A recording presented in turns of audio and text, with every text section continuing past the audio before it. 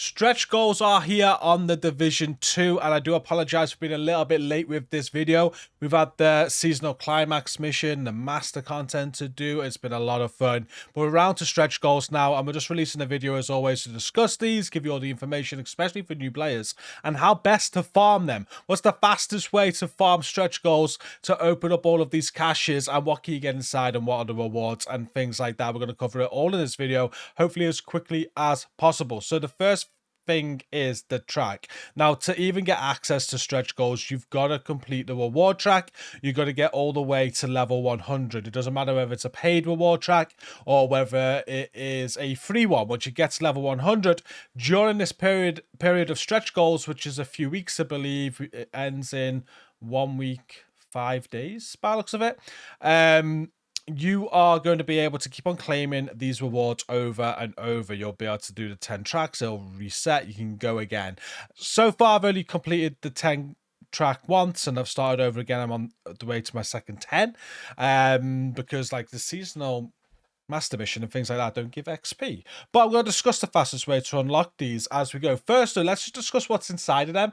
We do have an article here from Massive that just explain what you're going to be getting out of these caches. So there's two types of caches that you want to be focusing on. They are the mutiny caches and the prestige mutiny caches. Now, in the standard mutiny caches, there's different pools of loot, and you've got a chance to hit this pool every single time. We've got the vanity items, which is high chance per cache. We've got loads of new stuff here. 2 pieces for General Anderson outfit, 3 pieces for a green tracksuit, for arm patches, 2 weapon skins. These are only going to be available during these stretch goals, and you'll want to farm these, and it's got a high chance per cache. The next pool is the rare named item pool, which is a moderate drop chance with each cache that you open, and these include things like the Lexington, Stack Broker, Turmoil, things like that, and everything else that's on this list here. Then you've got a pool for seasonal and special exotics, which has a moderate drop chance with each cache. This is like Bittersweet, Beacon, Nemesis, Liberty, Chatterbox. You can see them there. And then there's the exclusive exotics pool, which is a rare drop chance with each cache. That's got your like your Eagle Bearer in, your Ravenous in, your Regulus in, Ouroboros, and some other items there. Now, in theory, if you get very, very lucky, you could hit every single pool from opening one of these caches and get one item from each pool. Now, when you open a prestige cache, it kind of works the same, but you got higher chances. So if we go down here, prestige mutiny caches, the vanity items is 100% chance per cache. You'll definitely get one of these exclusive stretch goals items for as long as you need them. Once you've got them all, obviously it'll stop pulling from there. And then all of the other pools are upped. So the rare named item is 100% drop chance. That's the one the Lexington in and things like that. You'll definitely get something out of that pool. The seasonal and special exotics have a high drop chance when you open one of these, and the exclusive exotics pool have a moderate drop chance when you open a prestige cache. That's like your Eagle Bearer and stuff. So if we just get rid of that, your aim during stretch goals is basically just to keep on grinding these out. It's only seasonal XP that'll do it. And you can see for the first track there, you get an optimization cache, then you get one of these mutiny caches.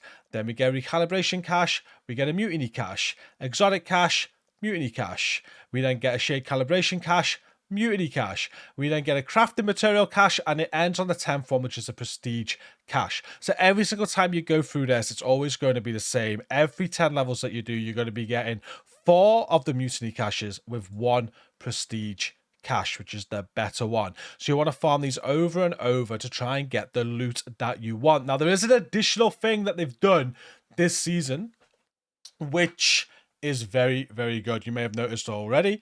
I've had a lot of people tell me in stream about this. You can buy stretch goals levels, 50 of them. Now, not with real money, premium credits. You can't do that. That's not a thing. They did that the first ever season. They did stretch goals. Got a lot of negative feedback around it because people were just purchasing it. They made a lot of money from it, but people didn't want it to be like that, so they didn't do that anymore. What they have done, though, is allowed you to buy stretch goal levels with textiles. Now, I think this is brilliant because textiles, people have so much of it and they want reasons to spend it. And this is a great reason to spend it, a real good reason to spend it if you need any items from this. Because, yeah, it's just great. At the minute, it's only Danny Weaver, I believe, you can spend textiles on. There's a few vanity items in the store you can spend it on. But yeah, if you've got plenty of textiles, you can purchase up to 50 of these levels with your textiles. So go ahead and do that. For 10, it's going to cost you 3,000. You can do it to a maximum of 50. If you haven't got textiles or you've run out and you want to get some more textiles, the quickest way to do it, just go to your store. If you've played this game a lot like I have, then you're probably sitting on a lot of caches to open. Go to a power caches. You have this standard of power cache where you're always earning keys. It says 99 plus. I've probably got thousands of them. And if you're like me, where you've got all event items collected, so there's nothing else in these that you need, every single time you open one of these caches, it's going to give you a duplicate. And when it gives you a duplicate, that's going to transfer into textiles. So if you want to get these 50 boxes and you are a little bit short on textiles, then just keep on coming to open these caches, and there's a chance you're going to get textiles out of them. Textiles will also be rewarded for other things that you do. I think they might be on some weekly bounties and stuff, contracts or projects rather. There's other ways of getting textiles, but this is a very good way, again, textiles, if you want some quick textiles, to open these caches and earn them. So besides that, though, what is the best way to farm stretch goals? What's the best way to level up your seasonal XP? Well, thinking ahead now, going into future seasons, if you want a great way to get a load of these off the back, you can be proactive with this.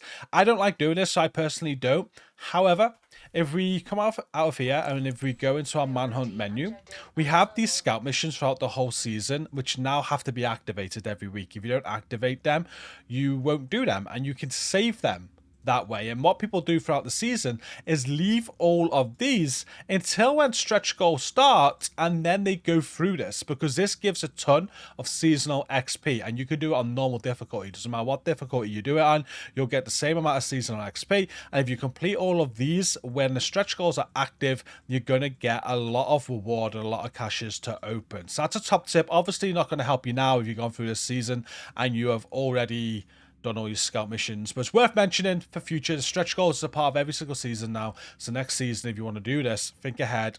Don't do these until the end of the season, and you can use all the XP of this for the stretch goals. Another thing is the seasonal journey as well. If you go to your journey, very similar to what I just said about the scout missions, these give some very good seasonal XP for completing each one of the journey missions, even the objectives. So what you can do is save your journey until the stretch goals if you wanted to, and you can again earn some very easy seasonal XP from the journey. Again, don't really advise to do that because the journey, it unlocks modifiers and stuff for the whole season. Like, you're gonna have to go through a whole season without modifiers just to wait for XP, but it's something that people do, so I thought I'd mention it. Now, once you've done all of that, it's then, well, what do I do now? What's the fastest way now? Because I've done my journey, I've done all my manhunt, I still want to farm, and I want to get these fast. Well, before anything, you can always go into your projects. There's a few projects here that will give you some good seasonal XP. So one, for example, is the weekly shade requisition. This can be done on each of your characters. It gives 1100 seasonal XP, which is just over one of the tiers on the track. So 4 characters will get you 4 caches. You could do this each week that it's on to get some easy XP, and there's some other ones here if you like the sounds of them where you're going to get some seasonal XP, which could be quite quick to do.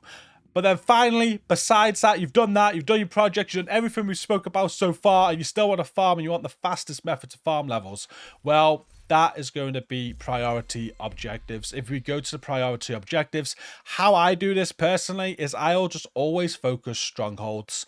So if there's a mission, I might do a mission depending on the rerolls that I've got, but strongholds are going to give you the best reward. You can see I've got a long stronghold here. It's saying 642 is the reward on the seasonal XP there. But if I go out and if I set my world difficulty to heroic, this is where difficulty will matter. You'll get more XP the higher difficulty that you do. We can change here the global difficulty to heroic, or whatever you're comfortable with. if you're not comfortable with heroic, go to highest difficulty that you are. You don't need to change the world difficulty. I'm just doing this to show you the change in seasonal XP that's going to give you. You can just set the mission up on whatever difficulty, it's fine. Directives won't make a difference, so it's up to you, everyone who uses directives or not. They're not going to increase it or anything, but the difficulty will. So we're going to change it to heroic, and you'll see that stronghold, when I go back to priority objectives, is going to give me more normally. Oh, it's still 642. That debunked that. It does change by difficulty though, or maybe it's just the difficulty of the mission that changes. We'll show you, but you want to play the missions on heroic. I'll show you why now. So we're going to accept this stronghold. Really focus on strongholds. Like I said, they're going to give the most seasonal XP. Some are long, like the zoo, but DUA would be your best. Capital building ain't too bad either. And what you're going to also get by doing these priority objectives, once you complete them, you'll get the seasonal XP of 642. But if we go over to the mission, every mission will have a base seasonal XP it gives you anyway, and this is where the difficulty comes in. If we go to capital building, and if we go to set up this mission, it'll have an additional seasonal XP boost. So you're going to kind of like be earning double off it. One for completing the mission anyway, and one for completing the priority objective. So we will set it to heroic. And it's going to be giving me 629 on heroic. If I go down to challenging, it's going to give me 512, hard 396, normal 233, story 233. So heroic is 629. Legendary, if you fancy that, is 745. But if I go on heroic, just for completing this mission anyway, it'd give me 629. And again, if we just go back to the priority objective that we've got, that's going to be on top of the 642. So again, over 1200 season XP there. For one clear of capital building, I will get one of these levels done. So for every stronghold, you'll practically get a level, and priority objectives is going to be your best way, once you've done everything else I've mentioned in this video, your best way of farming levels for this event and unlocking as many of these caches as you can. Now, that's everything I know. I know there's like a spreadsheet going around at some point, which you can tell by the priority objective seasonal XP, what it's offering you, what mission it was going to be. And some people really try to get like DUA. There's a few missions that are very good as well, because like how quick you can complete the mission to how much seasonal XP you get. You could truly kind of like tunnel vision on the ones that are going to give you the most for your time. But personally, I just go priority objectives, focus strongholds. If you don't have a stronghold, go for a mission and just keep going over and over. The bad thing is when you're working in a squad, only one of you can have a priority objective on. So the person setting up the priority objective will get the priority bonus plus the mission bonus, and everybody else will just get the mission seasonal XP. And if you did just want to work in a squad and not focus on priority objectives, there's a few good missions that do give some good seasonal XP. Army Terminal in Brooklyn will give you over 1000 without a priority objective, and things like that. So I remember once I just farmed Army Terminal over and over with my friends because we're all getting a level every single time.